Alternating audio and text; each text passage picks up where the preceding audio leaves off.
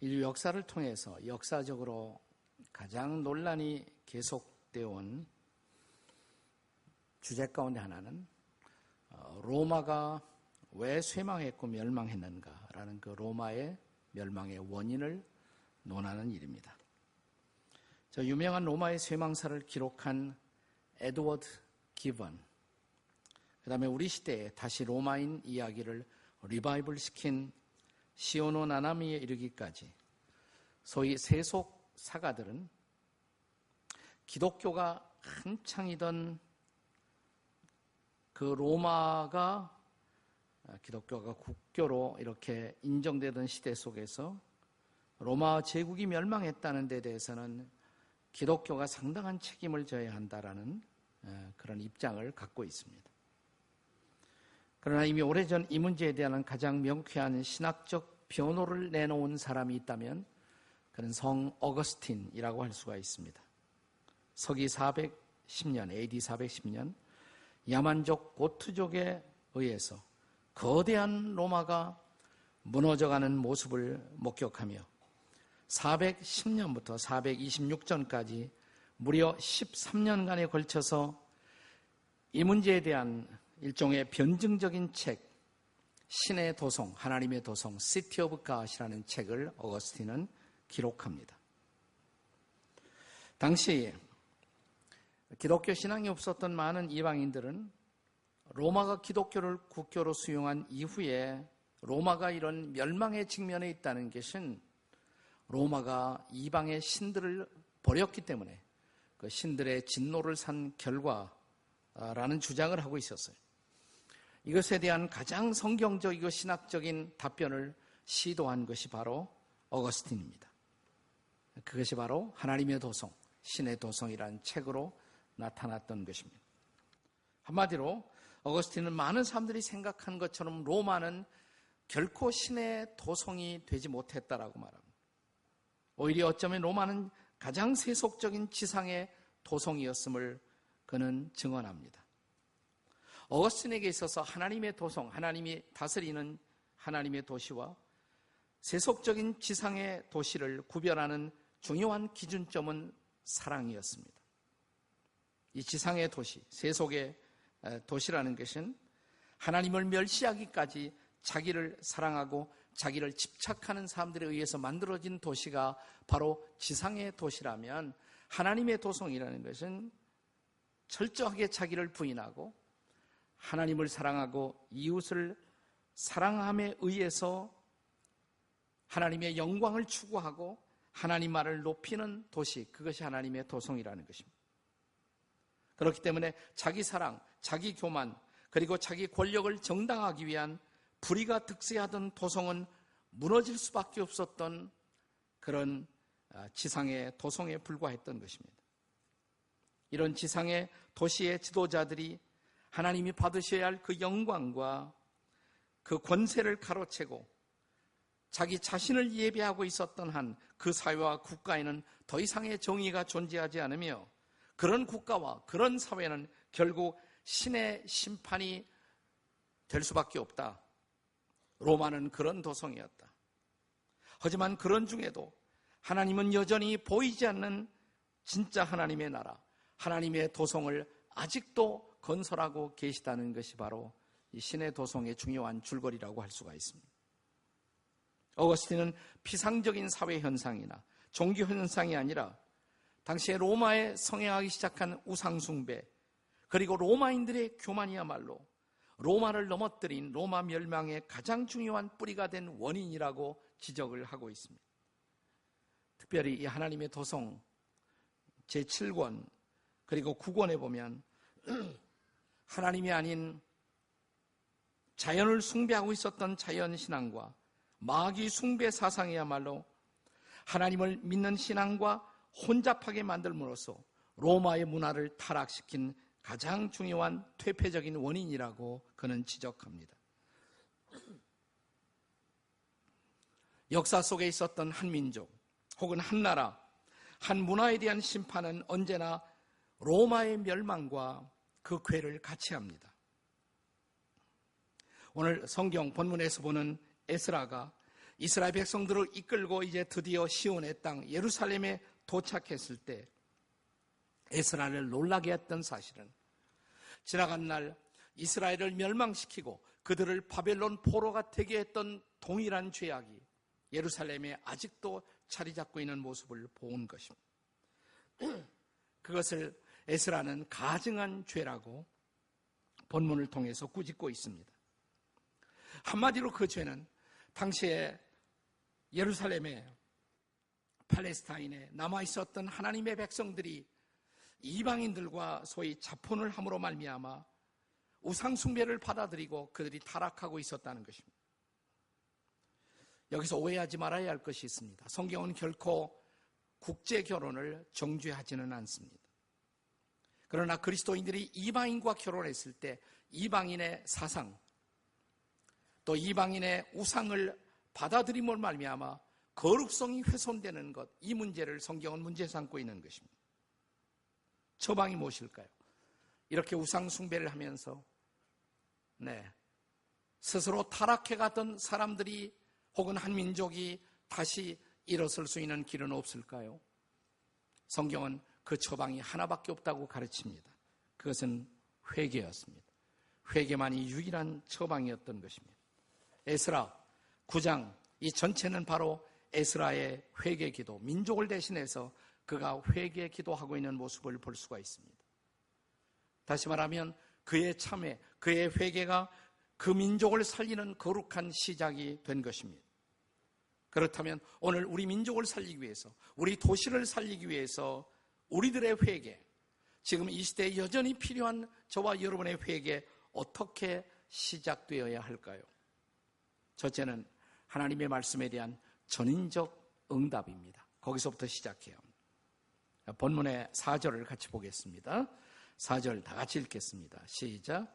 이에 이스라엘 하나님의 말씀으로 떠는 자가 사로잡혔던 이 사람들의 죄 때문에 다 내게 모여오더라. 내가 저녁 제사 드릴 때까지 기가 막혀 앉았더니. 여러분, 성경적 회개의 시작은 언제나 하나님의 말씀에 대한 전인적 반응으로 시작됩니다. 이 전인적 반응이 무슨 뜻이에요?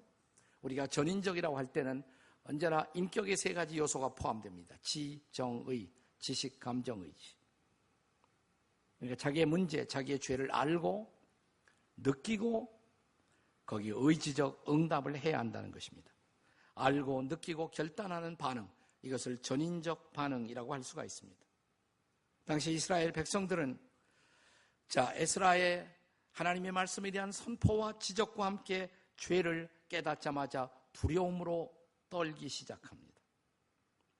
그리고 에스라를 포함해서 그 모든 백성들이 기가 막혀 주저앉았다고 말합니다.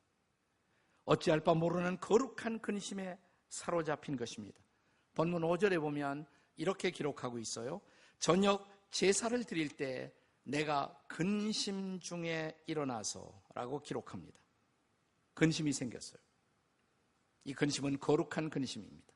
우리가 성경을 읽어보면 성경은 끊임없이 두 가지 종류의 근심을 구별합니다. 세상 근심. 이건 우리를 유익하지 못하게 하는 근심이에요. 우리를 좌절시키고 우리를 더 타락시키고 우리를 더 낙심시키는 근심인 것입니다. 나 전혀 다른 근심이 있어요. 그것은 하나님의 뜻대로 하는 근심입니다. 이 근심은 우리에게 유익한 근심이에요. 우리를 살리는 근심이에요. 고린도후서 7장 10절에 바울의 말씀을 우리 함께 같이 읽겠습니다. 같이 읽습니다. 고린도후서 7장 10절 시작. 하나님의 뜻대로 하는 근심은 후회할 것이 없는 구원에 이르는 회개를 이루는 것이요, 세상 근심은 사망을 이루는 것이라. 세상 근심의 마지막 결과는 죽음이에요. 자기를 파멸시키는 것입니다. 전혀 유익하지 못한 것이에요. 백해무익한 것입니다. 그러나 하나님의 뜻대로 하는 근심, 내가 하나님의 뜻대로 살지 못한 내 자신의 모습을 발견하고 그것 때문에 근심하는 근심, 필요한 근심이다 이 말이에요. 거룩한 근심이에요. 이것은 오히려 나를 살리는 근심이에요. 여러분, 이런 근심 해보셨습니까? 내가 하나님의 말씀을 읽고 나라는 존재는 왜 이럴까? 말씀대로, 뜻대로 하나님의 기대처럼 살지 못하는 자신의 모습을 바라보면서 안타까워하는 근심 말입니다. 지금 이스라엘 백성들은 그런 근심을 하고 있어요. 자, 그 증거를 보세요. 본문 3절입니다. 같이 읽겠습니다. 본문 3절 시작. 내가 이 일을 듣고 속옷과 겉옷을 찢고 머리털과 수염을 뜯으며 기가 막혀 앉으니. 그렇다고 근심하기 위해서는 꼭 겉옷, 속옷을 다 찢어야 한다는 얘기는 아니에요. 꼭 수염을 뜯어야 한다는 거 아닙니다. 우리가 회개의 표현은 그 시대마다 문화마다 다를 수가 있어요. 한참 옛날 한국 기독교가 처음으로 이 땅에 들어왔을 때 우리 선배들이 회개하는 표현을 늘 이런 말을 많이 썼어요. 나는 그때 뒷동산에 올라가서 나무 뿌리를 뽑으면서 울며 회개하고 기도했다. 그래서 옛날 신학생들은 다 뒷동산에 올라가서 나무 뿌리를 뽑고 기도했던 그런 적이 있습니다. 그렇다고 여러분 올라가서 오늘 나무 뿌리를 뽑으라는 얘기는 결코 아닙니다. 그것은 하나의 문화적 표현에 불과한 것입니다. 중요한 것은 전인격적인 반응, 진지한 반응, 성경이 지적하고 있는 자기의 죄 문제에 대한 거룩한 슬픔이 우리 안에 있어야 한다는 것이에요. 자, 이 에스라라는 사람은 우리가 성경에서 보는 또 하나의 인물 느헤미야와 동시대 사람입니다. 에스라가 먼저 오고 그 다음에 조금 있다 느헤미야가 또 등장을 해요. 근데 느헤미야 8장에 보면 이제 에스라를 통해서 본격적인 영적 부흥이 일어나기 시작합니다. 영적인 대각성이 일어나요. 자, 그 대목을 증언하고 있는 느헤미야 8장 8절을 보겠습니다. 느헤미야 8장 8절 같이 읽습니다. 시작. 하나님의 율법책을 낭독하고 그 뜻을 해석하여 백성에게 그 낭독한 것을 깨닫게 하니. 자, 하나님의 말씀을 읽고 선포했습니다. 그냥 자기 생각 말하는 것이 아니라 말씀 그대로 선포했어요. 오늘날은 우리가 그것을 강의 설교다 이런 표현을 씁니다마는 말씀 그대로 선포하고 그 뜻을 풀었을 때 백성들이 어떤 반응을 보입니까? 그 다음 절 9절에 보시면 자, 다 같이 읽겠습니다. 시작. 백성이 율법의 말씀을 듣고 다 우는지라 그랬습니다. 그 말씀에 대한 전인적인 반응, 그 말씀에 대해서 가슴이 찔리고 그들은 이제 통곡하고 눈물을 쏟으며 회개하기 시작한 것입니다. 여기 성경적인 회개의 시작의 모습을 볼 수가 있습니다. 말씀 앞에 보여주는 전인적 반응, 온 마음을 다한 반응. 회개는 그렇게 시작되는 것입니다. 회개는 단순히 내가 좀 잘못했어 그 정도가 아니에요. 말씀 앞에 내 온 존재를 던지는 인격적인 반응, 거기서부터 진지한 회개는 시작되는 것입니다. 자, 그때 에스라의 민족을 살렸던 회개 기도, 두 번째는 어떻게 시작되었습니까? 예배를 통한 공동체의 공개적 응답으로 이어집니다. 우리가 지나간 교회의 역사를 살펴보면 한 역사 속에 거대한 영향을 끼치는 영적 부흥이 일어나는 때가 있습니다.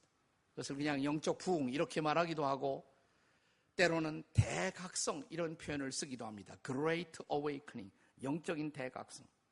이런 부흥이, 영적 대각성이 일어날 때 보면 그 한복판에 누군가가 공개적으로 자기의 죄를 뉘우치는 진지한 사건이 항상 있었어요. 에스라 시대에도 마찬가지였습니다. 자, 이스라엘 백성들이 날마다 드리는 제사가 있었는데 그 제사를 상번제 이렇게 불렀습니다. 상번제. 다시 이 상번제는 날마다 드리는 일상적인 제사인데 또 두 가지로 나누어져요. 아침 제사, 저녁 제사. 근데 아침 제사는 혼자 드리기도 하고 그냥 두세 사람이 드리기도 하고, 근데 저녁 제사는 좀 더 많은 사람들이 모여와서 드리는 일종의 공개적인 집회의 특성을 갖습니다. 여러분, 이스라엘 백성들에게 있어서 저녁이라는 시간은 하루의 마무리가 아니에요.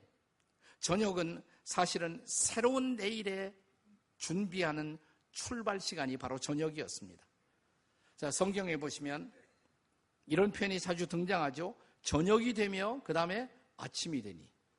아침이 되고 아침이 저물어 저녁이 되는 것이 아니라 저녁이 되고 아침이 되니.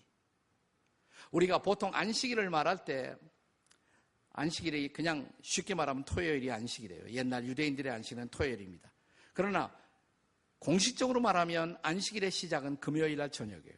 금요일날 저녁부터 시작해서 토요일날 안식일로 들어가는 것입니다. 그러니까 금요일 저녁이 안식일을 준비하는 저녁이에요. 저녁은 하루에 대한 단순한 마무리가 아니라 내일이라는 새로운 날을 준비하는 시간이에요. 이게 저녁 제사가 중요했던 것입니다.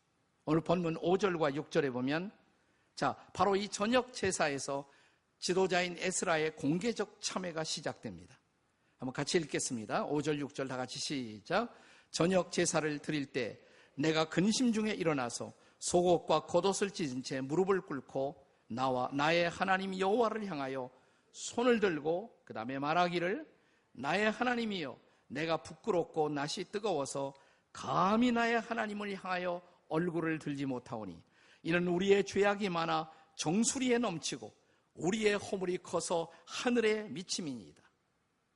여러분, 한 민족의 참회의 진정성, 그것은 한 사람으로 시작돼요. 한 지도자 혹은 누군가 한 사람의 진지한 회개에서부터 그것이 마침내 온 민족을 회개시키는 놀라운 일로 번지는 것입니다. 여러분, 과거 이 땅에 있었던 평양 대부흥, 그것도 마찬가지였습니다. 평양 대부흥은 1907년에 있었던 사건입니다. 한일합방 직전에 우리 민족이 가장 어두웠던 시절, 국권을 빼앗기고 식민지 지배로 들어가는 암울한 시간 직전에 하나님은 이 땅에 영적 부흥을 주셨어요. 그것은 아마도 그 식민지 시대의 어둠을 견디게 만드는 중요한 준비였을지 몰라요.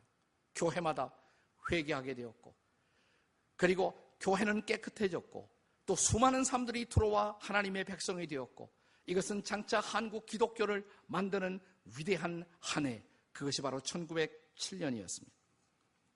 정확하게 1907년 평양 대부흥은 1907년이 시작되는 1월 2일부터 15일까지 평양 장대현 교회, 이 교회에서 사경회가 열립니다. 한국교회 시작은 옛날 그냥 감정적인 부흥회가 아니라 본래 사경회였어요. 사경회. 성경을 공부하는 모임이다. 사경회. 영어로 말하면 바이블 컨퍼런스예요. 사실은 그게 정말 필요한 것이에요. 말씀을 진지하게 연구하는 사경회. 이 사경회를 하다가 부흥이 터져 나왔어요. 영적 대각성이 시작된 것입니다. 자, 어떻게 시작되었습니까?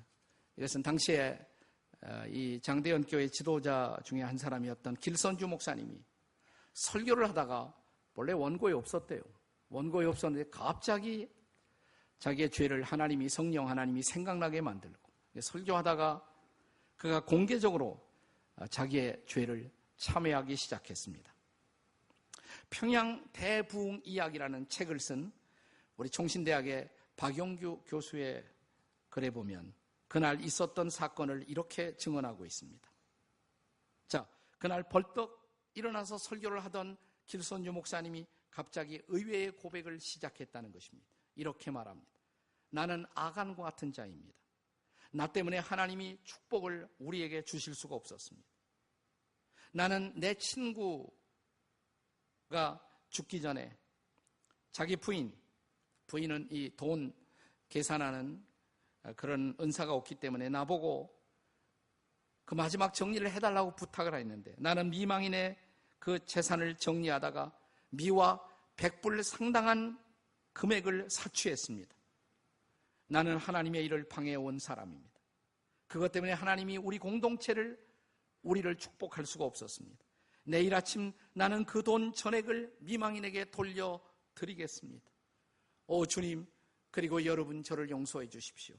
그분의 회개가 고백되는 바로 그 순간 마치 길선주의 회개는 뇌간에 불을 붙인 것처럼 청중들 가운데 갑자기 강력한 성령의 임재가 나타났다. 그래서 사람들은 통회하기 시작했다. 온 교회는 회개 속에 들어갔고 그날 이 교회 속에 일어난 회개 운동은 옆에 교회로 그리고 그 다음 도시로 옮겨가기 시작했습니다. 전국을 휩쓴 진정한 부흥, 진정한 회개의 시작을 만든 것입니다. 사랑하는 여러분, 지금도 우리의 예배가 진정한 부흥의 현장이 되려면 그냥 와서 예배 드리고 갔다 이 정도가 돼서는 안 되고, 여러분이 하나님의 말씀을 들을 때 말씀 앞에 전인격적으로 반응하고 이 말씀 앞에 드러난 자기의 죄를 바라보며 우리 중에 누군가가 진정한 참회, 진정한 회개를 시작하는 바로 그 자리가 부흥의 자리인 것을 믿으시기 바랍니다. 바로 그 사람의 회개가 한 공동체를 살리고 그리고 한 민족을 살리는 놀라운 일이 되는 것입니다. 사랑하는 여러분, 내가 살면 내 가정이 사는 것입니다. 내가 살면 우리 교회가 살아나는 것입니다. 그리고 내가 살아나면 우리 민족도 살아나는 것입니다. 누군가 한 사람의 진지한 회개, 그것이 바로 우리를 살리는 부흥의 단초가 된다는 것을 믿으시기 바랍니다. 에스라 시대의 부흥은 그렇게 시작된 것입니다. 자, 에스라의 회개기도, 그 회개기도는 이제 더 나아가서 어떻게 연결되는가를 보십시오. 세 번째로 남은 자들에 대한 긍휼을 구하는 기도로 이어집니다. 남은 자들에 대한 긍휼을 구하는 기도. 본문 에스라 9장의 마지막 9절, 15절이죠. 15절 말씀을 다 같이 읽겠습니다. 함께 읽습니다. 시작. 이스라엘의 하나님 여호와여, 주는 의로우시니 우리가 남아 피한 것이 오늘날과 같사옵거늘 도리어 주께 범죄하였사오니 이로 말미암아 주 앞에 한 사람도 감히 서지 못하겠나이다. 여기에 남아 피한 자들이라는 표현이 등장해요. 남아서 피한 자들. 그동안 하나님의 이스라엘 민족을 향한 심판 속에서도, 그래서 바벨론의 포로로 잡혀간 그 가운데서도 남아있는 자들, 환난을 피하고 남아있었던 자들, 이것이 중요해요. 바로 그 남아있는 자들이 새로운 역사의 시작일 것을 하나님은 기대한 것입니다. 그런 목적 때문에 그들을 남겨주신 거예요. 그런데 이 남아있는 자들조차도 범죄하고, 남아있는 자들조차도 하나님의 뜻대로 살지 못하고, 남아있는 자들조차도 주님을 실망시키고 있다면 역사의 희망을 어디서 발견하겠습니까? 여러분, 우리가 성경을 연구하면서 중요하게 붙잡아야 할 개념 하나, 사상 하나가 있어요. 그게 남은 자 사상이에요. 남은 자 사상. 여기 남은 자라는 단어가 등장했는데 영어로는 the remnant, 남은 자. 히브리 말로는 쉐아르라고 말합니다. 쉐아르. 이 남은 자라는 것은 역사의 그루터기와 같은 자들입니다. 여러분, 그루터기가 남아있으면 그 나무가 살아날 수가 있어요. 하나님은 각 시대마다 아무리 그 시대가 부패하고 아무리 그 시대가 어두워져도 남은 자들을 남겨두셨다가 그들을 통해 하나님 나라의 위대한 부흥을 가져오는 것입니다. 자, 스바냐 3장 12절 13절의 말씀을 보겠습니다. 같이 읽습니다. 다 같이 시작. 내가 곤고하고 가난한 백성을 네 가운데 남겨두리니 그들이 여호와의 이름을 의탁하여 보호를 받을지라. 13절. 이스라엘의 남은 자는 악을 행하지 아니하며 거짓을 말하지 아니하며 입에 거짓된 혀가 없으며 먹고 누울지라도 그들을 두렵게 할 자가 없으리라. 이게 남은 자들이에요. 그런데 지금 왜 이 탄식을 하고 있습니까?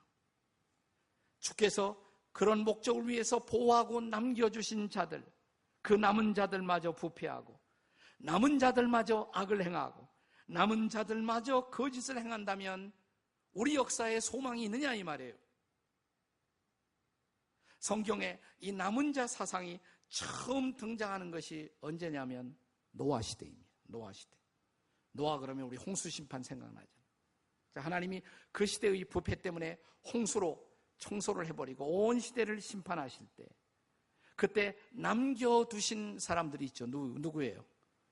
노아와 그 가족들이 아니겠습니까?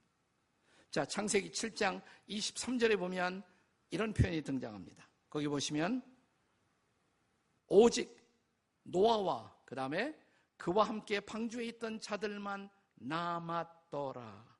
이게 성경에 이 남은 자라는 개념이 처음으로 등장해요.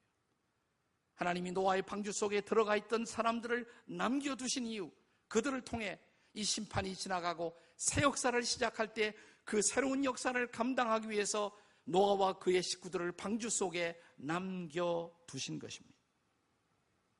이 남은 자들에 대한 성경의 마지막 예언은 로마서 9장 27절, 28절이라고 할 수가 있습니다. 한번 같이 읽어보겠습니다. 다 같이 읽어요. 시작. 또 이사야가 이스라엘에 관하여 외치되 이스라엘 자손들의 수가 비록 바다의 모래 같을지라도 남은 자만 구원을 받으리니 28절. 주께서 땅 위에서 그 말씀을 이루고 속히 시행하시리라. 자, 예수께서 오셨던 땅 이스라엘.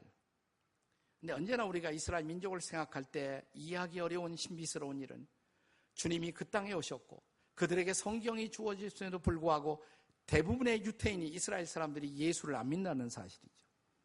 하나님을 믿는데 예수는 안 믿는단 말이에요. 네. 근데 다 안 믿는 것은 아니에요. 적지만 믿는 사람들이 있어요. 이스라엘 사람들 가운데도. 그들을 우리가 메시아닉 주라고 부릅니다. 메시아닉 주. 저는 그들이 바로 이스라엘의 남은 자들이라고 생각해요. 그들을 통해서 하나님은 언젠가 이스라엘을 바꾸시고 온 세상을 바꾸시고 그래서 남겨두셨다는 것이에요. 이 남은 자들은 언제나 역사의 마지막 소망, 마지막 잎새와 같은 존재들인 것입니다. 아무리 세상이 어두워도 남은 자들이 있으면 우리는 역사에 새로운 희망을 말할 수가 있습니다. 그래서 에스라는 지금 이 남은 자들에 대한 하나님의 긍휼, 하나님의 선처를 구하고 있는 것입니다. 그렇습니다. 지금도 하나님은 우리의 역사 이 땅에서도 남은 자들을 찾고 계신 것입니다. 중요한 것은 이것이에요. 그런데 여러분과 제가 그 남은 자일까요? 아니 그 남은 자가 되고 있을까요? 한번 옆에 사람에게 물어보세요. 당신이 남은 자이십니까? 이렇게 물어보라고요. 한번. 당신이 남은 자이십니까? 하나님이 기대하시는 남은 자, 역사의 그루터기 같은 존재. 여러분, 이 남은 자가 살아나면, 이 남은 자가 하나님의 긍휼을 입으면 그 남은 자를 통해서 가정이 새로워지고 교회가 새로워지고 우리 민족이 새로워지고. 여러분, 그렇습니다. 그러므로 남은 자만 제대로 남아있다면 역사는 아직 희망을 접을 필요가 없는 것입니다. 그때 우리는 예레미야 선지자와 더불어 이런 고백을 할 수가 있습니다. 우리가 잘 아는 예레미야 애가 3장 22절의 말씀. 뭐라고 그랬어요? 다 같이 시작. 여호와의 인자와 긍휼이 무궁하심으로 우리가 진멸되지 아니함이다. 하나님이 우리를 아직도 진멸하지 아니하시고 이 땅을 완전히 진멸하지 아니하시고 남겨두신 이유, 여호와의 인자와 긍휼 때문에, 우리를 향한 그 사랑 때문에, 아니 우리를 통해서 다시 역사를 되살려내기 위해서, 우리 민족을 되살려내기 위해서, 이 세상을 되살려내기 위해서 하나님은 언제나 남은 자들을 남겨두신다는 것입니다. 그러므로 남은 자들이 엎드려 회개를 시작하면, 남은 자들이 주의 긍휼을 구하기 시작하면 그 땅, 그 역사는 희망을 말할 수가 있습니다. 바로 이런 배경 속에서 조금 전에, 예배 전에 여러분이 불렀던 가스펠송의 가사가 태어난 것입니다. 역대하 7장 14절의 말씀입니다. 우리 한번 다 같이 한번 이 구절을 다시 한번 읽겠습니다. 다 같이 시작. 내 이름으로 일컫는 내 백성이 그들의 악한 길에서 떠나 스스로 낮추고 기도하여 내 얼굴을 찾으면 내가 하늘에서 듣고 그들의 죄를 사하고 그들의 땅을 고칠지라. 믿으십니까, 여러분? 우리가 그 남은 자가 돼요. 정말 악한 길에서 떠나 스스로 겸비하여 하나님의 얼굴을 구하기 시작하면, 주의 은혜를 구하기 시작하면 하나님은 그 남은 자들, 아니 우리를 통해서 이 땅 역사를 고칠 수가 있다고 성경은 말합니다. 성 어거스틴이 무너져가는 로마를 바라보면서, 무너져가는 자기 나라를 바라보면서 그 실망하지 않았어요. 그 나라 건너편에 있는 영원한 로마, 새로운 로마, 하나님의 진짜 도시, 시티 오브 갓, 부패한 로마의 도성이 아니라 기독교가 국교가 되었다고 해서 그것이 다 하나님의 백성들이 아니란 말이지. 형식상의 국교는 그 나라를 새롭게 할 수가 없었던 것입니다. 그것은 기독교를 가정한 더 부패한 도성에 불과했던 것입니다. 그런 도시는 망해야 할 도성이었습니다. 그러나 어거스틴은 이 망해가는 로마 건너편에 있는 영원한 로마, 새로운 로마, 하나님의 도시를 꿈꾸었던 것처럼 우리도 그 하나님의 도성을 바라볼 시간이 되지 않았습니까? 철저한 자기 집착, 자기의 이기심으로 뭉쳐진 이 도시는, 이 땅은 심판받아 마땅한 장소일지 모릅니다. 그러나 사람들이 회개하고 자기를 부인하고 자기를 내려놓고 참으로 하나님을 사랑하기 시작하면, 참으로 이웃을 사랑하기 시작하면 부흥은 일어날 것입니다. 우리의 회개는 우리의 가정을 살릴 것입니다. 우리의 민족을 살릴 것입니다. 새로운 역사를 가져다 줄 것입니다. 동토하는 하나님의 도시를 보게 될 것입니다. 이 부흥을 기대하십니까? 그렇다면 저와 여러분이 남은 자가 되기 위해, 희망의 남은 불씨가 되기 위해 주 앞에 엎드려 먼저 내 죄를 주 앞에 직고하며 기도하는 저와 여러분이 되시기를 주의 이름으로 축원합니다.